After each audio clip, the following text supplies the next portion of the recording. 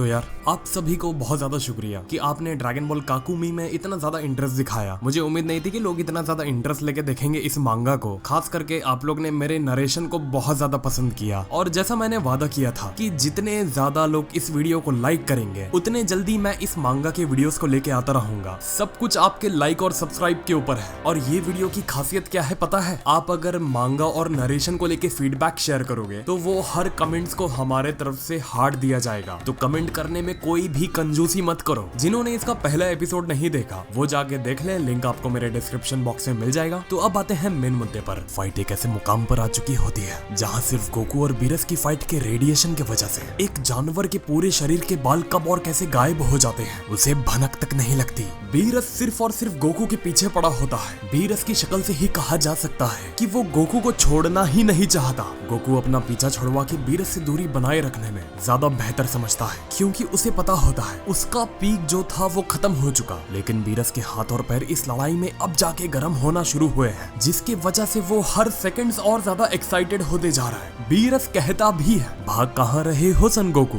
यहाँ तो आओ, तुझे बहुत शौक था ना अपनी लिमिट्स के आगे जाने का। अब बीरस के हाथ में गलती से गोकू का पैर लग जाता है और वो पूरा गॉड ऑफ डिस्ट्रक्शन का जोर लगाकर और गॉड ऑफ डिस्ट्रक्शन की हैसियत से पूरा अपना दम और खम निकाल के उस पैर को पकड़ के गोकू को इतना दूर फेंकता है। बीरस वो जोन में जा चुका होता है जहाँ उसका काफी अबनॉर्मल बिहेवियर हो जाता है। हम बीरस की शक्ल से ही ये अंदाजा लगा सकते हैं कि वो इस फाइट को लेके और गोकू को लेके कितना ज्यादा सीरियस है। वो अपने पोजीशन और अपने गॉड ऑफ डिस्ट्रक्शन होने का मर्तबा दिखा रहा है कि आखिर ये पोजीशन पर आज वो है तो क्यों है और कैसे और किस वजह से है। ऐसा उसने क्या हासिल कर लिया और ऐसा उसके अंदर क्या है जो वो यूनिवर्स 7 का गॉड ऑफ डिस्ट्रक्शन है और हर किसी की बस की बात क्यों नहीं है गॉड ऑफ डिस्ट्रक्शन की बराबरी करना। यहाँ उसने ये भी साबित कर दिया। गोकू को बीरस इतने स्पीड से फेंकता है कि लाइट के स्पीड से भी ज्यादा तेज रफ्तार में गोकू के यहाँ वहाँ उस स्पीड की फ्रिक्शन और प्रेशर की वजह से उसकी बॉडी खुद पे पूरा कंट्रोल खो देती है। करोड़ों किलोमीटर बीरस के फेंकने से 1 किलोमीटर के बराबर हो जाते हैं। पलक झपकते गोकू यूनिवर्स के एक कोने से दूसरे कोने में कब और कैसे पहुंच जाता है उसे इसका भी अंदाजा नहीं होता।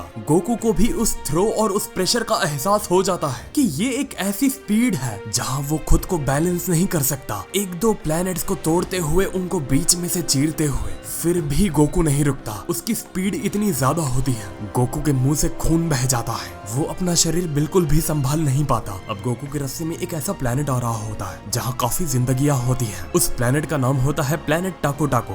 गोकू काफी स्पीड में अपना आपा खो के उस प्लेनेट से क्रैश लैंड करने जा रहा होता है। प्लेनेट टाको पर एक आम सा दिन होता है। एक बच्चा अपनी माँ को इशारा करके कुछ दिखाने की कोशिश करता है। वो ऊपर देखता है तो उसे एक चमकता हुआ बड़ा तारा उस जमीन पर आता हुआ काफी स्पीड से नजर आता है और उसी के देखने के दौरान गोकू इतने स्पीड से उस प्लेनेट की जमीन से जाके क्रैश लैंड करता है कि दूर दूर तक की जमीन में एक गहरा सा गड्ढा सा बन जाता है। और वो क्रैश लैंड एक आम क्रैश लैंड नहीं होता। उस क्रैश लैंड के इम्पैक्ट की वजह से गोकू की पूरी सांसें उखड़ जाती हैं। कोशिश तो वो बहुत करता है उस इम्पैक्ट को कम से कम करने के लिए, लेकिन ये मुमकिन नहीं होता। उसको किसी आम शख्स ने नहीं, गॉड ऑफ डिस्ट्रक्शन ने फेंका होता है। गोकू के मुंह से पूरा खून बहकर बाहर आ जाता है। उसकी आंखें भी ऊपर हो जाती हैं। सर पर शरीर पर इतना जोर से झटका लगता है उसे उस क्रैश लैंड की वजह से काफी एकड़ में जो शहर बसा होता है और जो लोग चलते होते हैं वो भस्म होके कहाँ गायब हो जाते हैं पलक झपकते उनका कुछ नहीं पता चलता। शहर का बीच का हिस्सा उस क्रैश लैंड की वजह से पलक झपकते गायब हो जाता है, जैसे कि उस जगह पर कभी शहर बसा ही ना हो। वो प्लेनेट के निवासी पर भी पूरा प्रेशर जाता है उस क्रैश लैंड का। अब जब वो देखता है धूल मिट्टी हटने के बाद उसकी आंखें जब सारा मंजर देखती है वो एक पल के लिए यकीन नहीं कर पाता कि वो देख क्या रहा है। एक आदमी जमीन के अंदर पूरा धंस चुका है और प्लेनेट के साथ प्लेनेट में ही मिल चुका है, जैसे कि ये आसमान से नहीं गिरा। प्लेनेट इसको उगलने की कोशिश कर रहा है, वो ऐसा मंजर होता है। गोकू की बॉडी उस स्पीड से उस प्रेशर और फ्रिक्शन की वजह से इतनी हीट हो जाती है कि क्रैश लैंड करने के बाद उसके सारे शरीर से धुआं निकलना चालू हो जाता है। कैसे तुम एक पेड़ को जमीन से उखाड़ देते हो, पेड़ तो उखड़ जाता है लेकिन उसकी जड़ जमीन में ही रह जाती है,